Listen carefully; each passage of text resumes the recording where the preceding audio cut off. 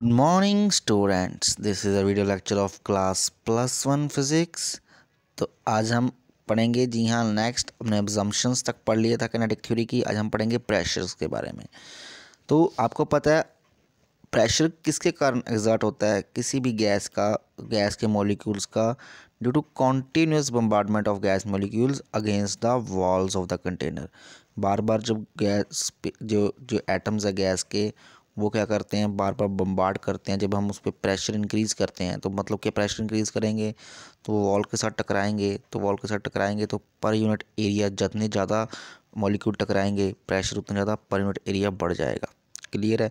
तो this is a pressure किसके कारण बढ़ता है, जो जो कॉन्टीन्यूस बम्बार्डमेंट होती रहती है मॉलिक्यूल्स की गैस के जो कंटेनर की वॉल्स के साथ। तो हम एक्सप्रेशन पढ़ेंगे प्रेशर का ड्यू टू आइडियल गैस के कारण। क्लियर है? तो हम कंसीडर कर लेते हैं, एक हमारे पास क्यूब है जिसकी लेंथ L है, एक कंटेनर है, उसमें एक मॉलिक्यूल है गैस का जो कि ऑल डायरेक्शन में मूव कर रहा है, Vx Vy Vz में उसकी वेलोसिटी है। तो हम एक डायरेक्शन में उसकी बात करते हैं कि अगर उसकी सपोज कर लो उसकी जो परफेक्टली कोलिजन हो रही है वो इस कंटेनर की इस वॉल पर टकरा रहा है ओनली एक्स डायरेक्शन में, तो उसकी सिर्फ एक्स डायरेक्शन वाली वेलोसिटी ही काउंट होगी। तो तो जितनी वेलोसिटी से गया हो उतनी वेलोसिटी से उसने वापस आना। अगर वो उसी डायरेक्शन में वापस आएगा मतलब एक्स डायरेक्शन में, तो वेलोसिटी नेगेटिव हो जाएगी। क्यों नेगेटिव होगी? क्योंकि माइनस में वापस आ रहा है। ठीक है, रिलेटिव वेलोसिटी नेगेटिव हो जाएगी उसकी। तो अगर कोलिजन परफेक्टली इलास्टिक है तो वाई जेड के कंपोनेंट चेंज नहीं होंगे वेलोसिटी के, वो तो वही रहेंगे। तो उस मॉलिक्यूल ने कितना मोमेंटम चेंज किया अपना, linear. Final momentum, change in momentum मतलब final momentum minus initial momentum. Final momentum कितना था, मास उस पार्टिकल का, उस गैस के मॉलिक्यूल का m था। फाइनल वेलोसिटी कितनी थी, -v, मतलब -v in only extraction, minus initial कितना था, मास इंटू vx। तो टोटल कितना मोमेंटम चेंज हुआ, -2mvx। क्लियर है? अगर टोटल कंजर्वेशन हो जाए, लीनियर मोमेंटम की कंजर्व हो जाए, तो हम उसको पॉजिटिव मान सकते हैं अभी। ड्यू टू कंजर्वेशन जितनी एनर्जी लूज हुई उतनी एनर्जी गेन हुई, तो +2mx हम यूज़ कर mvx हम यूज़ कर सकते हैं उसका मोमेंटम। तो टोटल एक कोलिजन का, सिर्फ एक मॉलिक्यूल की बात कर रहे हैं अभी, एक मॉलिक्यूल का सिर्फ एक डायरेक्शन में जब वॉल के साथ वापस आया अपनी पोजीशन पे, तो उसने इतना मोमेंटम कंजर्व किया।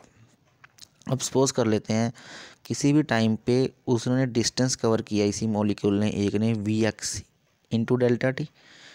क्योंकि डिस्टेंस क्या हो जाएगा, डिस्टेंस क्या होता है, वेलोसिटी इंटू टाइम, तो वही लिखा उन्हें। ठीक है, अगर पूरे एरिया की बात करें, ओनली इन एक्सट्रैक्शन के जो एरिया है, पूरे एरिया में कितने मॉलिक्यूल होंगे, तो area into Vx into D delta T, इतना डिस्टेंस कवर करना पड़ेगा पूरे ऑल मॉलिक्यूल्स जो होंगे वॉल्यूम में, पूरे वॉल्यूम में एरिया के साथ मल्टीप्लाई कर देंगे वेलोसिटी इंटू डेल्टा टी।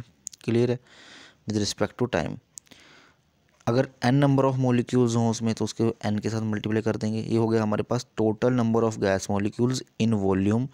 इस पूरे वॉल्यूम में कितने नंबर ऑफ मॉलिक्यूल्स है, a Vx डेल्टा टी। क्योंकि Vx डेल्टा टी तो डिस्टेंस था x वाला, जिसके साथ एरिया मल्टीप्लाई करेंगे, आप यूनिट्स भी ध्यान से देखते रहिए, एरिया मल्टीप्लाई करेंगे तो वो क्या हो जाएगा, वॉल्यूम होता है, एरिया इंटू डिस्टेंस वॉल्यूम, क्योंकि length into width into height that is volume. तो ये तो था पर्टिकुलर वॉल्यूम में कितने मॉलिक्यूल्स, अगर n मॉलिक्यूल्स हों उसमें तो n के साथ मल्टीप्लाई हो जाएगा। But on the average half of these molecules are moving towards the wall and other half away from the wall. तो हम मान के चलते हैं इसमें इतने सारे मॉलिक्यूल्स हैं कि जब तक एक मॉलिक्यूल वहाँ पर कोलाइड करके पहुँचेगा दूसरा मॉलिक्यूल शुरू होगा और ये वापस आ जाएगा, दूसरा मॉलिक्यूल टकरा के आ रहा होगा वापस। तो एक्चुअली हाफ जो है हम मान के चलते हैं कि वो डिस्टेंस कवर कर लेता है। ठीक है, तो इफेक्टिव नंबर ऑफ मॉलिक्यूल्स मतलब हाफ जब यहाँ तक पहुँचेंगे, हाफ उस पूरे के कोलाइड हो रहे होंगे, जब वो यहाँ पर पहुँचेंगे तो दूसरे कोलाइड हो रहे होंगे। तो हाफ नंबर ऑफ इन सभी के मॉलिक्यूल्स जो हैं वो प्लेन ऑफ वॉल्स को हिट कर रहे होंगे, हम ये ज्यूम करके चल लेते हैं। क्लियर? क्योंकि सभी तो वहीं पोजीशन पे नहीं होंगे ना, एक पोजीशन पे हाफ इधर होंगे हाफ, तो हम ये हाफ वाला जो ज्यूमशन है ये लेके चलते हैं। तो कितने हो गए, half a Vx into delta T into N, ये सभी मॉलिक्यूल्स हो गए जो इफेक्टिव नंबर ऑफ मॉलिक्यूल जो हिटिंग कर रहे हैं प्लेन ऑफ द वॉल को। क्लियर है। तो आपको पता है मोमेंटम कंजर्व कितना किया है, एक मॉलिक्यूल ने 2 mvx, तो सभी मॉलिक्यूल कितना मोमेंटम कंजर्व करेंगे, half into this into 2 mvx करेंगे। यहाँ से जो कैंसिल आउट होता है 2 कैंसिल आउट हो गया, mnavx स्क्वायर इंटू dt। अब फोर्स कितनी लग रही है वॉल पर, फोर्स क्या होती है, चेंज इन मोमेंटम। तो मोमेंटम कितना ट्रांसफ़र हुआ अभी मैंने ये देखो ये मोमेंटम पर यूनिट टाइम कर दिया, डेल्टा टी भी कैंसिल, mnavx स्क्वायर।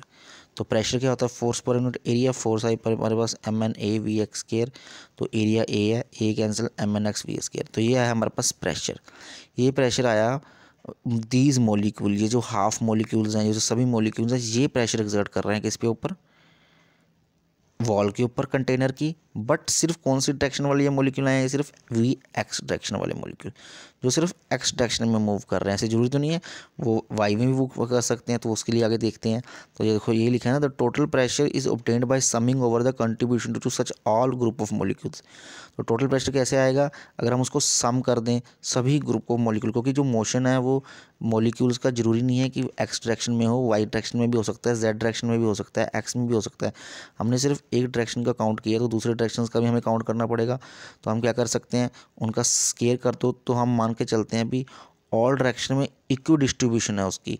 अगर ये गैस आइसोट्रोपिक है, नो प्रेफर्ड डायरेक्शन है मोशन की, तो बाई सिमेट्री हम कह सकते हैं ऑल डायरेक्शन में तो 3 डायरेक्शंस हैं एक्स वाई जेड, तो तीनों में कितनी वेलोसिटी है, पहले एक्स डायरेक्शन में वी एक्स स्क्वायर बाय 3, इतना सबको हम अगर डिवाइड कर दें तो सबकी वेलोसिटी कितनी हो जाएगी, V X square plus V Y square plus V Z square क्या 1/3। क्योंकि सभी में हम मान के चल रहे हैं कि प्रेशर है, थोड़ा सा प्रेशर एक्स डायरेक्शन में, थोड़ा सा प्रेशर वाई डायरेक्शन में, थोड़ा सा जेड डायरेक्शन में, तो तीनों साइड में कितना होगा, हम 1/3 कर देंगे, इक्वली डिस्ट्रीब्यूट कर देंगे।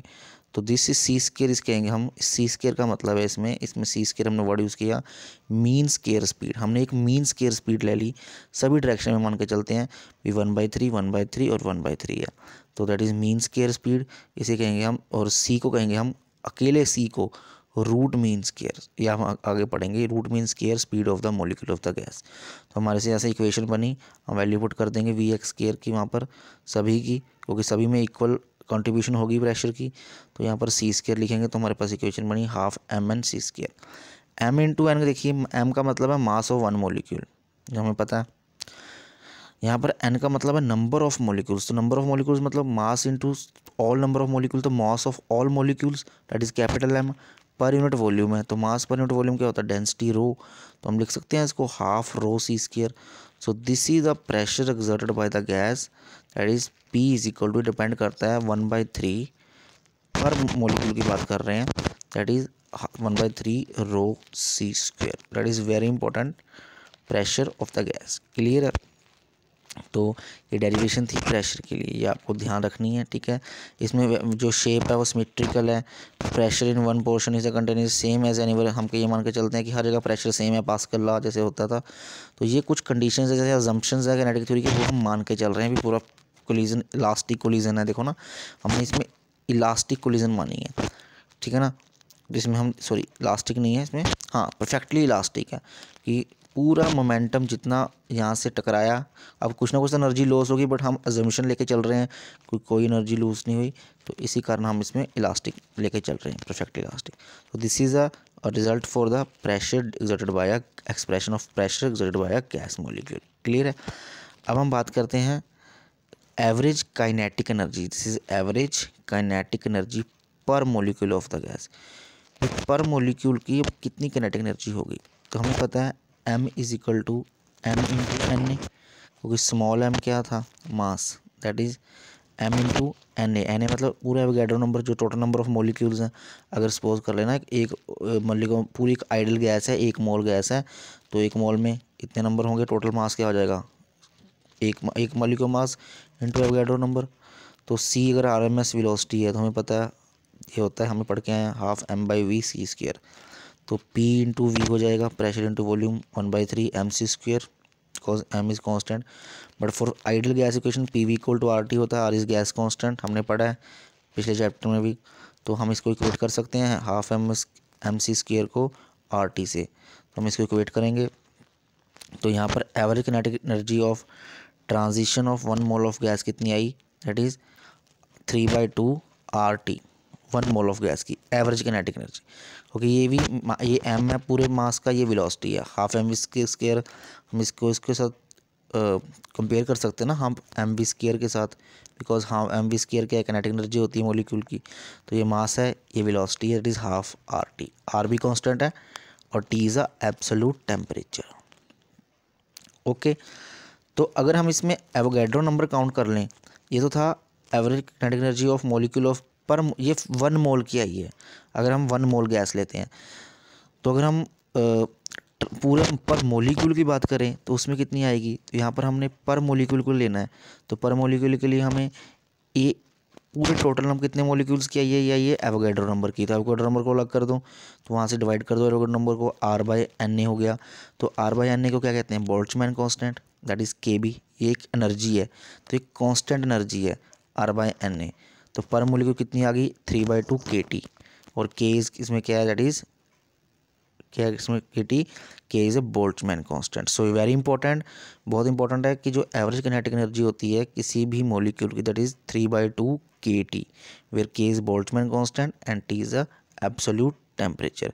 और जो एवरेज काइनेटिक एनर्जी है किस पे डिपेंड नहीं करती, मास ऑफ मॉलिक्यूल पे डिपेंड नहीं करती, ठीक है, ये सिर्फ टेम्परेचर पे डिपेंड करती है। तो इसी कारण कहते हैं जब भी मॉलिक्यूल्स का हम टेम्परेचर इंक्रीज़ करते हैं तो उसकी काइनेटिक एनर्जी बढ़ जाती है। तो यहाँ से हम रिलेट कर सकते हैं कि काइनेटिक एनर्जी का मतलब है उसका मोशन बढ़ जाता है, मॉलिक्यूल्स जो हैं रैंडमली इधर उधर मूव करने लग जाते हैं।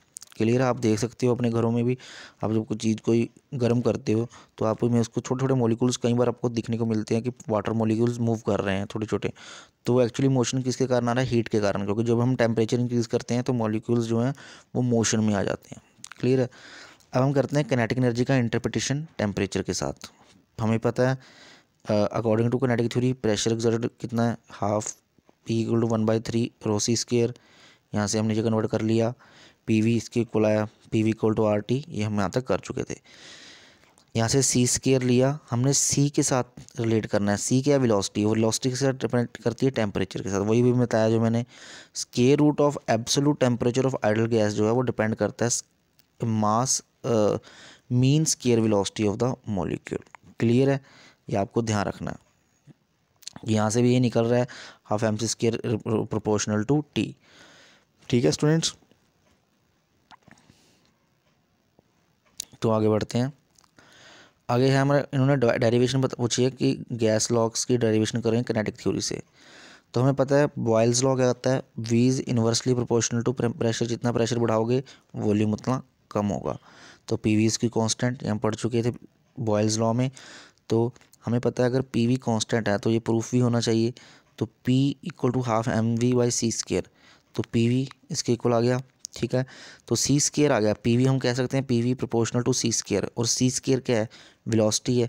और वेलोसिटी किसके ऊपर डिपेंड करती है, किसके ऊपर डिपेंड कर रही है, टी के ऊपर डिपेंड कर रही है। आपको पता है टेम्परेचर के ऊपर, अगर वो टेम्परेचर के ऊपर डिपेंड कर रही है तो हम कह सकते हैं P V equal to constant, क्योंकि अगर टेम्परेचर कॉन्स्टेंट रखेंगे तो तभी तो P V equal to constant आएगा ना, तो वो बॉयल्स लॉ है। इस केस में भी देखो सेम चार्ल्स लॉ क्या होता है, जितना प्रेशर, अगर प्रेशर को कांस्टेंट रखें हम तो वी प्रोपोर्शनल टू टी होता है। तो इसमें प्रेशर को कांस्टेंट रखा, वी दे रखा, और वी इसमें भी वी सी स्क्वायर के इक्वल आ रहा है। तो वी किस पे डिपेंड कर रहा है, वी सी स्क्वायर पे डिपेंड कर रहा है, जो कि वी किसके प्रोपोर्शनल है, टी के। अगर हम सी स्क्वायर को टी कह सकते हैं ना, यहाँ से प्रूफ हो गया V proportional to T, that is Charles law. Gay-Lussac's law क्या कहता था, जिसे रेनॉल्ड्स लॉ कहते हैं, और ये कहता था प्रेशर प्रोपोर्शनल टू टेम्परेचर। तो इसमें भी आप सी स्क्वायर सेम प्रोपोर्शनल आएगा, तो P C square equal to T, that is Reynolds law. ठीक है, perfect gas equation P V is equal to C square, T के इक्वल आ गया। और अगर प्रोपोर्शनैलिटी हटाएंगे तो आर लग जाएगा, दैट इज़ फॉर वन, कुछ मोल ऑफ गैस के कारण अगर म्यू मोल ऑफ गैस हो तो P V equal to mu R T. Clear है, सो आप इससे इस गैस जो गैस के लॉज हैं ये सभी आप इससे कैलकुलेट कर सकते हो इस काइनेटिक थ्योरी ऑफ गैसेस से। तो नेक्स्ट टॉपिक है कल आप पढ़ेंगे लाइव क्लासेस में। Thank you.